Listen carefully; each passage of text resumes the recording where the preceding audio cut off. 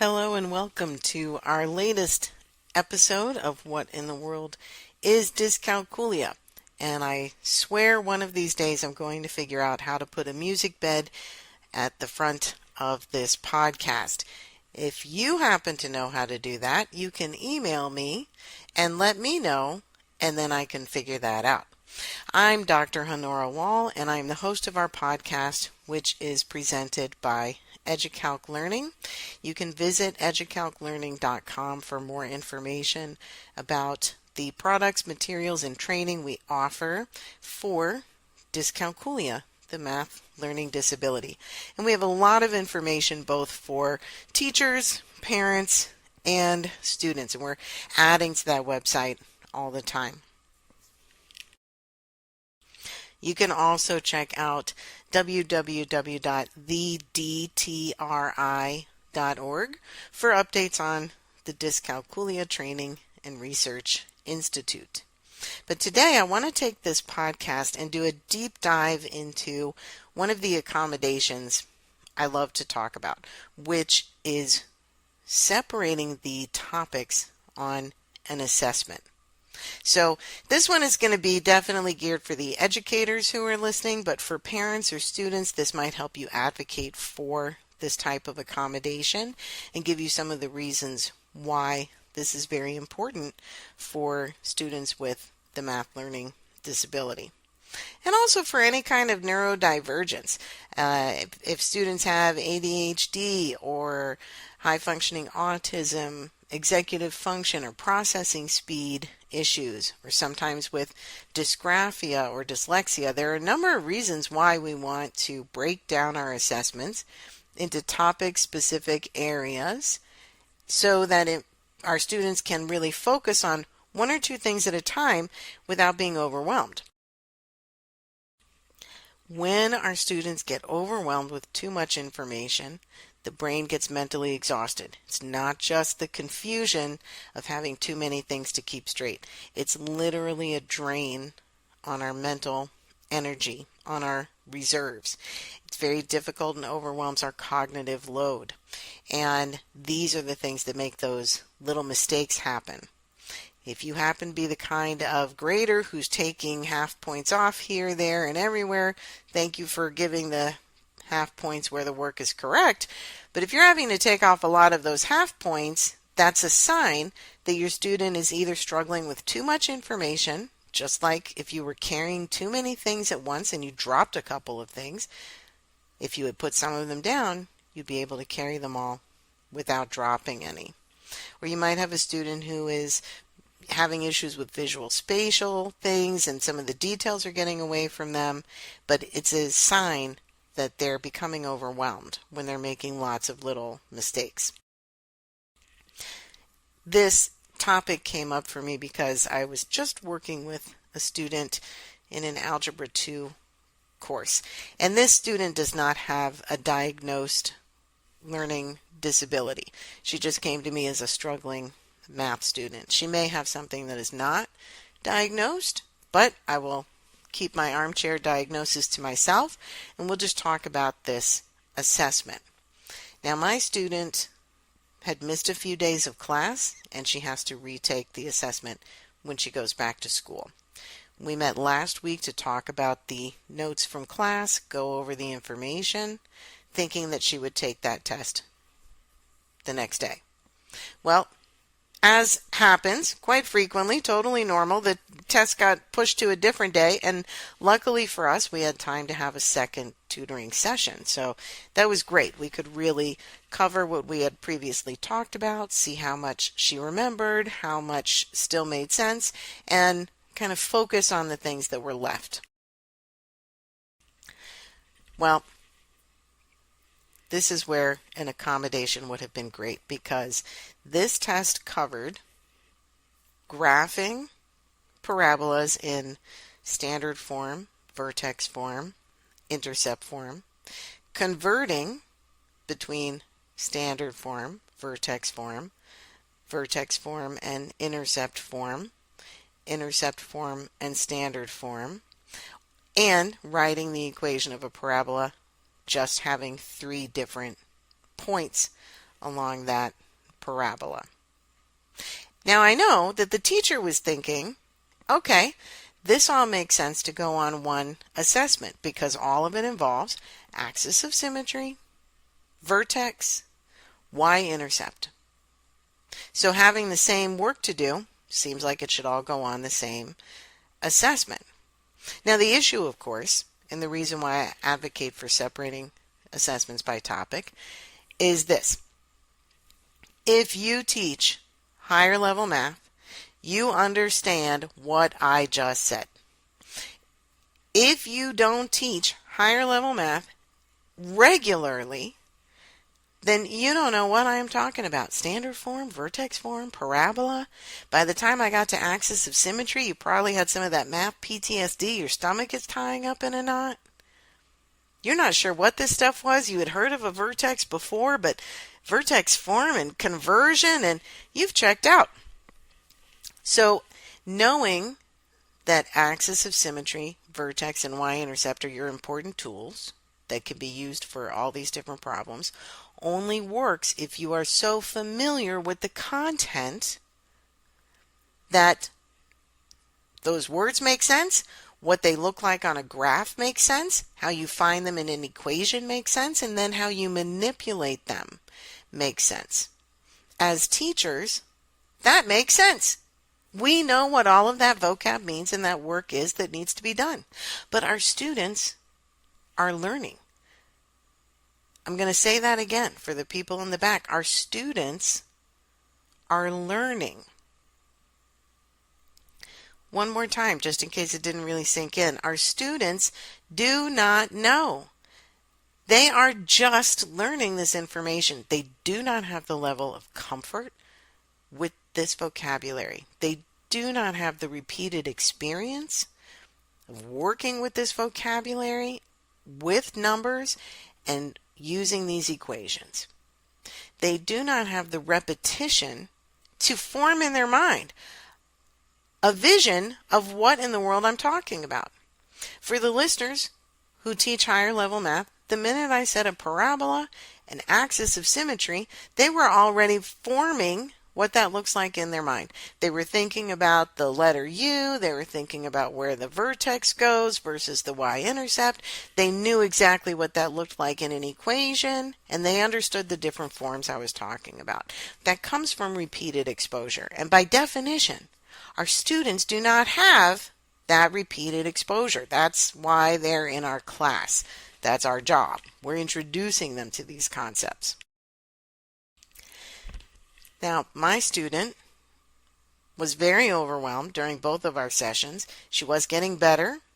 She was getting more comfortable. She still wasn't sure exactly when to use what form, exactly what was different between vertex form or standard form. And then that made her forget things like the negative b instead of just the b value. And again, if you don't teach higher level math, you don't even know what I'm talking about, which is pretty much how most of the students in her class must have felt, because the average test score was a 40 for the students who had taken it on that first day. Now, educators, I know sometimes we teach this stuff and we go over it a million times and we can't believe the test scores that come back.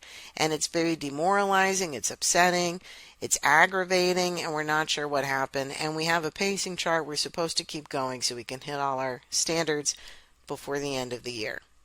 But if everybody's getting a 40, it's really time to stop and reflect and see what we can do differently so that our class has better performance.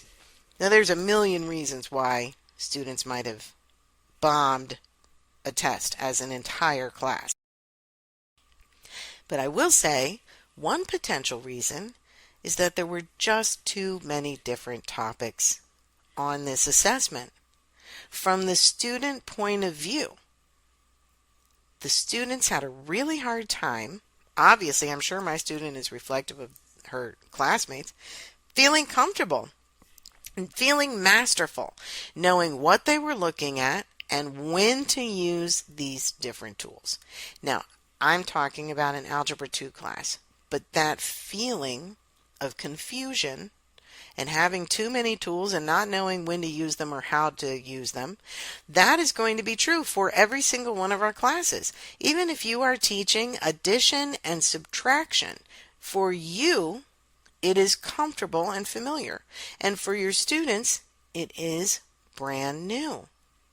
So they are learning when you count on and move forward and get to a larger number for your answer, versus how do you know when you're working backwards and taking away and getting to a smaller answer. And if you then have to put that into a word problem, and then if you have to do it in this question's adding, this one's subtracting, this one is adding, this one's a word problem. Now your brain is bouncing back and forth between all of these different topics. So please don't think that it's only Algebra 2 that's confusing. The part that makes it confusing is that it's brand new for students. And that's just based on the fact that they are students. They are learning for the first time. If this teacher had given some instruction and some practice and an assessment on graphing from these different forms, she would have had a much better understanding of how her students performed on that task using the skill set for that topic. Then do some teaching, instruction, practice, and an assessment just on converting between these different forms, but not with the graphs added in. That visual spatial versus equation piece is a huge difference. We're talking about very different parts of the brain. We're throwing in the numeracy, making sure that we're combining our numbers properly. We're throwing in the negative sign, the different letters that are placeholders in our equations. So there's a whole lot of switching between areas of the brain when we're doing that kind of work. Frankly, it was obviously just too much for this class. And now the teacher really does not know which of the students have mastered any part of this lesson. She doesn't really know who's good or bad at graphing. She doesn't really know who's good or bad at converting between equation form and how we write different formats. Because she doesn't know if the students struggled with that, or if they struggled with being overwhelmed, or did they struggle with paying attention to the details when there were so many other big idea topics to include. That'll be true in middle and elementary school as well. The more topics you have on an assessment and the more you bounce back and forth between question types, the more you are overwhelming cognitive load, you are overwhelming the mental capacity of your students, and you are not getting accurate information about their understanding of the material. Your data is flawed. Now, we need to use data to drive instruction. I will save that for a separate podcast.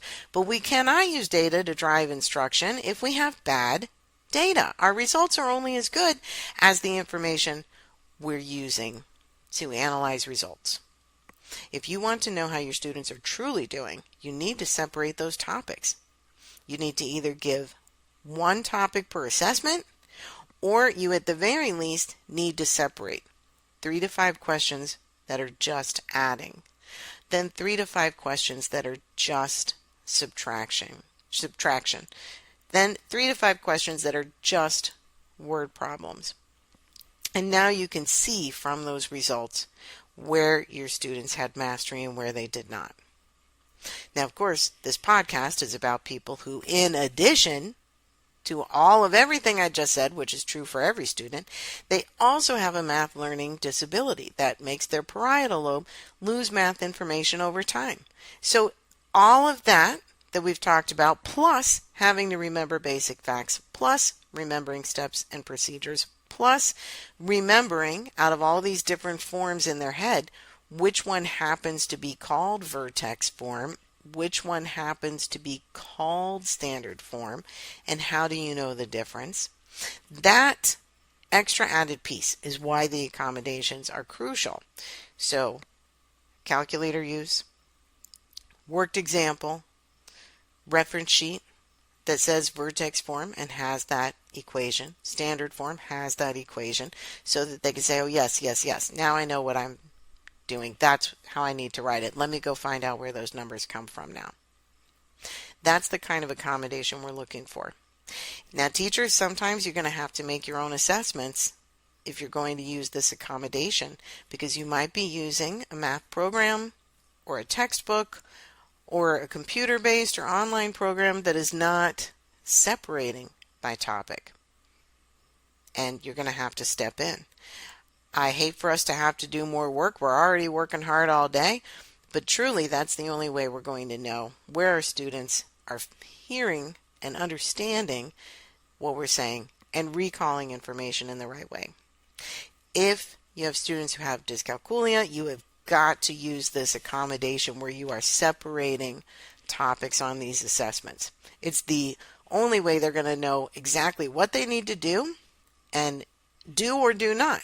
If you give them an assessment that is only graphing parabolas in 3 different forms, or only answering word problems, or only looking at the slope of a graph, whatever level of math you're teaching, that one topic, let them perform that skill. And then you will know whether or not they can do that skill. A different assessment has a different topic. That way you know whether or not they have that skill. Mixing them all together, very, very bad move. Outside of the world of dyscalculia, if you're finding that there's a topic that your entire class is bombing, try this out. Try separating out your assessments and get some more refined information, and then you'll know where your students really are. So that was a lot of talk about one topic, assessments, and what are some of the ways our assessments can support or act as a barrier to student success. I'd like you to try this out. Let me know how it goes in your classroom. Email me, honora@educalclearning.com.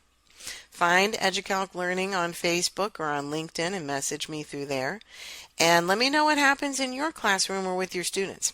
If you're a parent or you are a student with dyscalculia, ask for this as an accommodation, that your assessments have limited topics and direct, straightforward instruction. And let's see whether or not that makes a difference. In my experience, it always makes a positive difference. So let me know how it goes for you.